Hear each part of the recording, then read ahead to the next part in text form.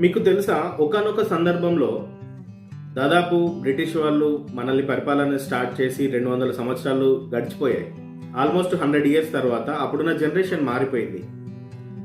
స్వతంత్రం అనేది ఒకటి ఉంది, ఇది మన దేశమే అనే ఆలోచన ఆల్మోస్ట్ 95% పీపుల్కి లేదు. ఆ బానిస బ్రతుకులకు అలవాటు పడిపోయారు. ఒక 5% పీపుల్ మాత్రమే ఈ దేశం మనది, మనకు స్వాతంత్రం రావాలి, ఈ మన పైన ఒక ఉక్కు పాదంతో అనగదొక్కుతున్నటువంటి ఈ యొక్క మిలిటరీ శక్తిని, బ్రిటన్ శక్తిని, ఈ విదేశీయులని మనం బయటికి పంపించాలని ఒక 5% పీపుల్ మాత్రమే ఆలోచించారు.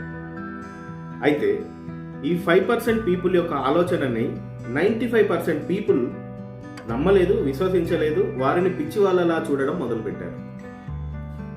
అసలు స్వతంత్రం అనేది మనకు వస్తుందా, అనవసరంగా వీళ్ళ మాటలు విని ఇప్పుడున్న ఈ కొద్ది అవకాశాలను కూడా మేము కోల్పోతామని చెప్పి భయపడి ఇలా ఆలోచించిన వాళ్ళని పట్టించిన మహానుభావులు కూడా మన దేశంలో ఉన్నారు.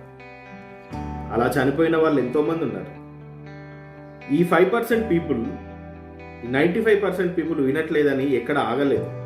కంటిన్యూస్గా వాళ్ళు ప్రచారం చేయడం, పాటల రూపంలో చెప్పడం, పత్రికలు రాయడం, నాటకాల రూపంలో చెప్పడం, ప్రజల్ని అవేర్నెస్ చేయడం. మొదటి తిరుగుబాటుతో పోల్చుకుంటే దాదాపుగా 100 ఇయర్స్ దాకా నడిచింది. మనకేం కావాలో మనం మర్చిపోయి ఉంటాం. మనకేం అవసరమో వచ్చి ఒక వ్యక్తి చెప్పినప్పుడు దాన్ని మనం బిలీవ్ చేయం. ఎందుకంటే ఇప్పుడున్న కంఫర్ట్ జోన్లో నుండి ఎక్కడ మనం వీటిని కోల్పోతామో అని ఆలోచిస్తాం. కానీ ఒక స్ట్రగుల్ తర్వాత, ఒక గొప్ప యుద్ధం తర్వాత మాత్రమే ఒక ఫ్రీడమ్ లైఫ్ దొరుకుతుంది. ఫైనాన్షియల్ ఫ్రీడమ్ కావాలి అని ప్రతి ఒక్కరికి ఉంటుంది. కానీ ఆ ఫైనాన్షియల్ ఫ్రీడమ్ అనేది మనం ఇప్పుడున్న కంఫర్ట్ జోన్లో నుండి తీసుకోవడం అనేది నచ్చదు. ఈ ఫైనాన్షియల్ ఫ్రీడమ్ అనే దానికి కూడా ఒక మహాయుద్ధమే జరుగుతుంది. ఒక సందర్భంలో కంప్లీట్ మనం శూన్యంగా మిగిలిపోతాం. ఒక సందర్భంలో మనకు ఎలాంటి సపోర్ట్ దొరకదు. ఒక సందర్భంలో మనం జీరో అయిపోతాం. మళ్ళీ జీరో నుండి మొదలు పెట్టే పరిస్థితికి వస్తాం.